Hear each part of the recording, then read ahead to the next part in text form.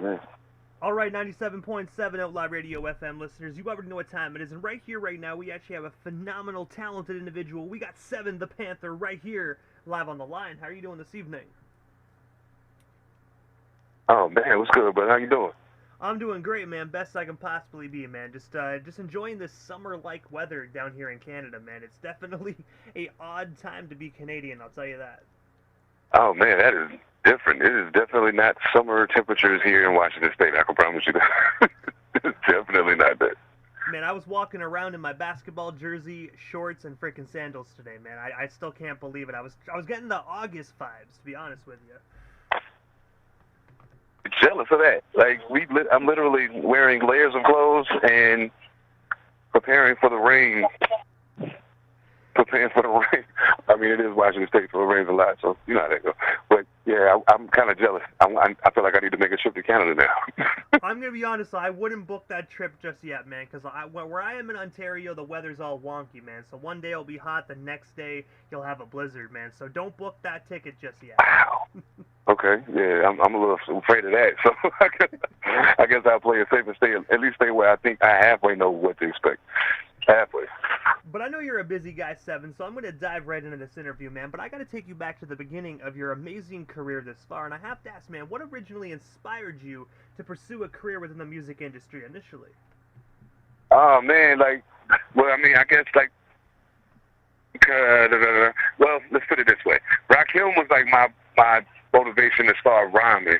But as far as like actually pursuing a career in it, I think when Illmatic came out, I think that kind of just told me, you know what, there is a place for my voice out here, and I don't have to sound like this person, that person, or that person to do it. Like Nas don't scream, he don't, none of that crazy stuff, and he still gets the 20 for us. Like maybe I could just do it like that.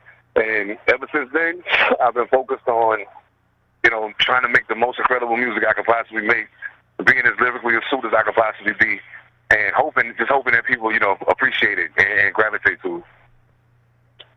And also as well, man, on March 5th of 2013, you actually released the 15-track album titled Holographic. I was wondering if you can actually tell our listeners a story behind this earlier release project, and of course, is it actually still available to be streamed or purchased on the internet today?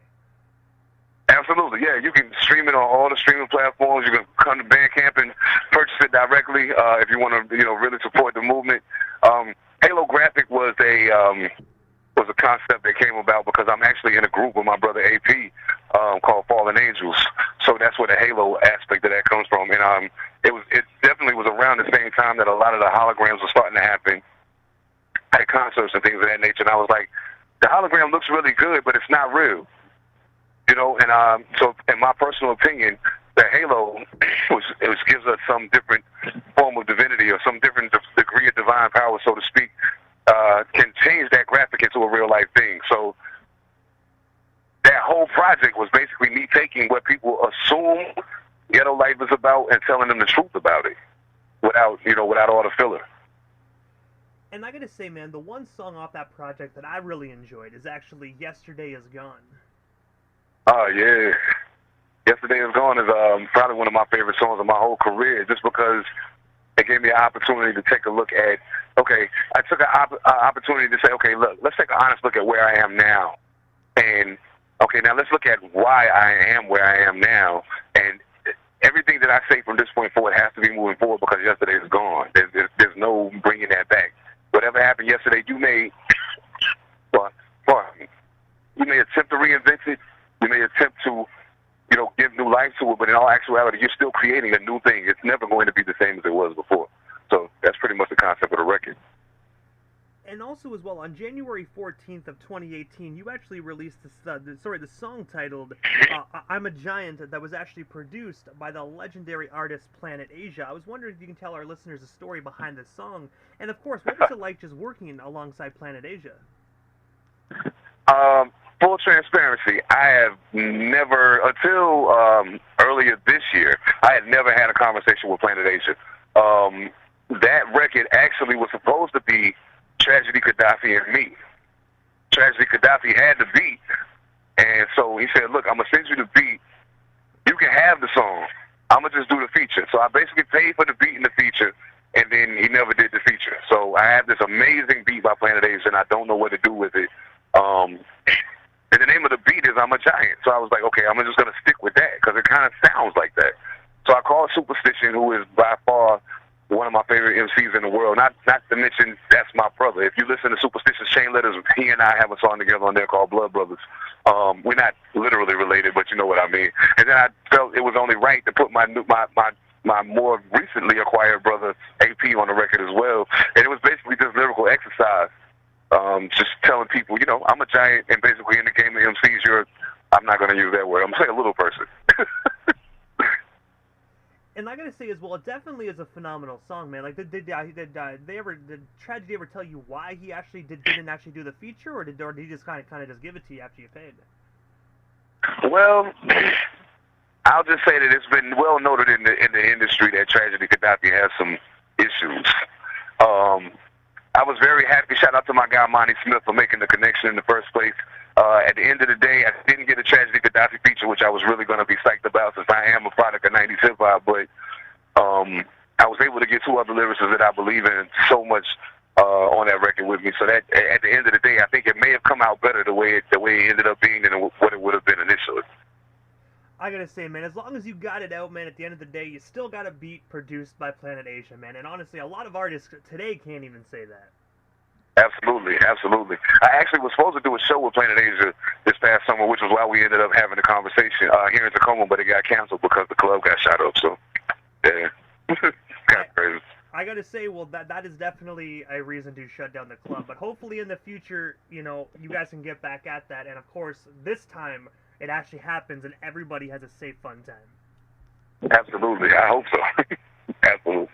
And I do have to ask, like the club, it wasn't your guys' show that got shot up, though, right? It was like obviously a different event. Oh nah, it was the week prior. It was like the Monday. The show was supposed to be Friday. That Monday, which was July 4th, they had a party there. And like the funny thing is, like the person that was shooting, I mean it's not funny, but the person that was shooting that wasn't even in the club. They weren't at that event or anything. It was a situation that had nothing to do with what was going on in the venue. It just happened to spill over to that side of the street. So. You know, it is what it is. I mean, for the people's safety, I'm willing to take the L on the show. But like you said, hopefully we can, you know, get it back on the schedule and do it again. And also as well on January 3rd of 2020, you were actually featured on King Prime's single titled Ghetto Luxury. I was wondering, how did yourself and King get connected? And of course, what was it like just working alongside in the studio with him, man? Because that song is absolutely phenomenal, man. It really shows your guys' chemistry on that particular song. Man, that's my guy, man. He actually produced the entire Crown Chronicles EP that I dropped. I can't remember what year that was now, but he produced the entire project. And so when he started working on a new album, he said, "Look, man, I have this beat that I'm gonna send you. Just let me know if you want to rock to it." And like literally, you've heard the record. There's no way I was gonna say no to that. So it was a perfect opportunity for us to kind of show how two East Coast artists that had moved to the West Coast kind of could still create that East Coast vibe, even though we dabbled a little bit in what the West Coast had to add to the recipe too. And I gotta say as well, I definitely agree, man. You know, once you hear that beat, you can't say no to it, man. That beat is absolutely phenomenal. That's dope. Yeah, it's super dope. Esco's, man, J. Esco, King Prime, he's a monster in his own right. So I mean, I just felt honored that he even asked me to be on the record. I actually was on his previous project as well. No, not the previous project, the one before that, on a song called Born Like This with him and Don James, who's another legendary Tacoma MC, man. Tacoma Washington MC. He's something special, definitely. And also as well, on September 3rd of 2021, you actually released the phenomenal project alongside E! The Mad Assassin titled Carter and Newton, The Field Report. I was wondering if you can actually tell our listeners a bit more about this album, and of course, what actually made you guys decide to do a CNN-themed record? Man, it's funny. E! The Mad Assassin and myself probably known each other for 20 years, you know, and we actually met each other battling each other in North Carolina. So it was crazy because all of that time had passed, and we always moved in the same circles and always had a lot of love and respect for each other. But it just never came to the point of us actually making music together. So finally, I was getting ready to work on a project by myself, and I got this beat from Drugs, the song "Greatness," which is actually the last track on the album. And I sent him the beat, and I was like, "Hey man, you want to hop on this with me?" So he was like, "Yeah, sure, let's do it." So we did the record. We listened to it when it was done, and we was like, "Look, man, let's just go ahead and do an album." So we called, he already knew Slide Beats, so he got in touch with Slide and was like, "Look, man, me and my man here work on this project. We need you to hold it down." And he gave us some really, really incredible beats. And while I'm on that subject, I just want to say Slide Beats is absolutely positively the only producer I've ever met in my life I've never heard a beat from him I didn't like. So that's a strong compliment to give. But yeah, the CNN thing was really a play off of Carter and Newton, which is our aliases. He had just done a project called Graham Newton, and everybody knows, my alias is Young Bunchy Carter. So we went with Carter and Newton. That's an automatic CNN, and we both love the War Report album. So we decided to adopt that cover and make it our own. Shout out to DJ EFN. He actually tapped in and gave us a shout out for using the cover. We did send it to Nori and Capone too, and I doubt they saw it or that he listened to it or whatever. But you know what I'm saying, like that, it was definitely fun to revisit that era of hip hop that helped cultivate who we are as MCs. And obviously with this album, man, because you just mentioned like you guys go way back like 20+ years where you guys used to battle and whatnot. You guys actually have plans to maybe actually form a hip hop duo and of course actually do more amazing projects like this one. Oh yeah, it's definitely going to be a Carter and Newton too. I'm actually on Eve's last project, Hands of Stone. I'm on Hands of Stone 2 as well. I had wanted to get E on Shooting Stars too, but it just didn't work out, with the timing and everything. But this project that I'm working on now, he's definitely going to be a part of it. And hopefully before next summer comes around, the next CNN project, the next Carter and Newton project, I ain't going to call it CNN because I know how some hip-hop purists might feel about that, but the next Carter and Newton project should be ready to go. And also as well, on May 19th of 2022, you actually released the phenomenal single titled Extraordinary. I was wondering if you could actually tell our listeners a bit more about this most recently released single, and of course, where can we actually buy or stream ourselves a copy of it today? Man, it's crazy. Okay, so Extraordinary is available everywhere, all streaming platforms. I think I have it on my SoundCloud too. For those who do not use streaming platforms, you can also get it on YouTube Music. But Malcolm X has always been an extreme influence on my life from the time I was a kid. Like my father was a Black Panther, so I've always known about Malcolm X. You know what I'm saying, throughout the course of my life, and I studied him pretty heavily. Extraordinary is basically my shout out to him on his birthday to tell him, hey, we understand that you weren't like everybody else. That the X, I understand the X represents the unknown, but in this particular case, it was important to show people how poignant his journey was as far as how he impacted so many people. It wasn't because of the things that they show you necessarily on TV. It's all the small things that people never even talk about that made Malcolm stand out amongst so many other leaders that existed in that same time frame. And also as well, on October 30th at 7 p.m., you are actually going to be performing at 836 North Russell Street in Portland, Oregon. I was wondering, what can our listeners actually expect from this up-and-coming Seven the Pantha performance? And of course, where can we actually snag ourselves some last-minute tickets? Oh man! So if they go to online, they can find the name of the group that I'm performing with is the Bar Pilots. They're actually a rock band from Portland. I featured on their single Thunder Cane, and I'll be performing that song with them. They actually did ask me if I want to perform my own set that night as well. So they could definitely expect to hear some music from Shooting Stars too. My most recent full-blown project with Trust One. They can expect to hear that, and maybe a couple of little gems off of K4G 1.5 perhaps. I just want to. My main objective whenever I do a performance is to leave people wanting more, to give you just enough to say, hey, who is this guy, and where can I hear more of his music? So that hopefully I'll give them that. I actually just performed in Portland this past Friday, so Portland's becoming like a secondary musical home for me at this point. And also, when you actually mentioned that you're going to be opening up for a rock band, have you actually opened up for other rock bands previously, or is this the first rock band that you're actually associating with on stage? Actually, back in the mid '90s, I was in a group called the Nobodies, and there was this group called Float in our local area over in Winston-Salem, North Carolina. That was they were starting to catch a buzz, and their sound was it wasn't very hip hop influenced, but you could tell that the drummer was definitely a fan of hip hop. So there were some times we performed with them, and I would get up and freestyle, while the band was playing. So at that point, we started doing some different events together. We would do whole sets, they would do a whole set, but in between the two sets, we would do stuff together. We didn't really have anything planned. It was all kind of free form, but I always felt like rock, especially independent rock artists and independent hip hop artists, have a very similar struggle. And I think that it's important that we do things together in order to show people, hey, this crosses boundaries of genres. I'm not just a hip hop artist. I'm a hip hop artist who actually happens to really like other forms of music. So it's an opportunity to meet a whole new audience that you wouldn't have gotten from just being at a hip hop show. And also, of course, aside from this amazing single you currently got out, and of course this up-and-coming performance on October 30th, what is next for yourself, Seven the Pantha? Is there anything we happen to miss during tonight's interview? Anything else you do still want to talk about or promote? We still got you here live on 97.7 FM this evening. Oh, man. Okay, well, I'm currently on tour, actually. The Shooting Stars 2 Experience Tour, along with Takeover Music Collective. They've been opening the show for me. I'm actually a part of Takeover Music Collective, so it's a little weird not being on stage with them while they're performing. But so the Shooting Stars 2 Experience Tour is going. We just did a show in Portland Friday. We'll be headed to the Bay next.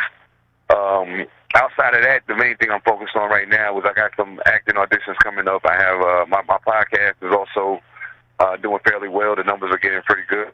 I think I mentioned it to you before, but I would actually love to interview you on my podcast. So I think we should definitely talk about that at some point. But as of right now, that's really all I'm focused on. I probably won't drop any more new music before the end of this year unless something just jumps out. I may drop a single at some point if something just jumps out and it's super dope, and I just want to share it with the people. But other than that, I'm looking at dropping a project in February of next year, possibly on February 5th, which is my birthday. So that'll be my project. What's the name of it? Mamba Mentality with Ready Ron Beats. On top of that, I got a project with Kept C Beats that I'm doing. Quest for Greatness 2 coming with my guy Quest. I took it light on the music this year, in a manner of speaking, at least for myself. But next year, 3 or 4 albums at least. So I hope everybody's tuned in. I hope everybody locks in. Follow me on all your favorite streaming platforms. Follow me on social media. Make sure you don't miss a moment. It's about to get real interesting in the next 8 months or so. And before we part ways, man, I was wondering if you can drop your social media handles, man. That way our listeners can follow you all across the board. Absolutely. So on any platform that you go on, you can find me Seven the Pantha. That's 7 SEVEN DA Pantha PANTHA. On Instagram, on 7 the Pantha 253 because my original page got hacked and I lost my access to 7 the Pantha, so I added a 253 for Tacoma. But yeah, you can find me anywhere under that. And if you look for me on any streaming platform under the same name, YouTube under the same name, I look forward to sharing my music with y'all, most definitely. And I gotta say, first and foremost, Seven, thank you so much for just giving us a bit of your time here this evening and sliding into the 97.7 Outlaw Radio FM dial, man. It definitely was an honor and most definitely a privilege to be able to converse and chop it up with you here this evening. Oh, man, thank you for having me on, yo. I appreciate that. Before I go, I just want to give a shout-out to my crew, Takeover Music Collective, Sound Chamber Productions, 144,000 Chosen Few. For those of y'all that don't know, that is an offshoot of Wu-Tang Clan that I'm also a part of. Man, we live in entertainment. All my people, man, Sound Chamber, I love y'all. All hip-hop listeners, just know I do it for y'all, man. This ain't for me. I gotta say, man, I definitely agree, brother. Thank you so much again, Seven, and definitely have yourself a phenomenal week and a phenomenal night and a phenomenal week as well. You as well, my brother, most definitely. I'll talk to you very soon. Hey, most definitely. I agree, man. We definitely will talk soon, man. Thank you so much again. All right, man. Take it easy, bro.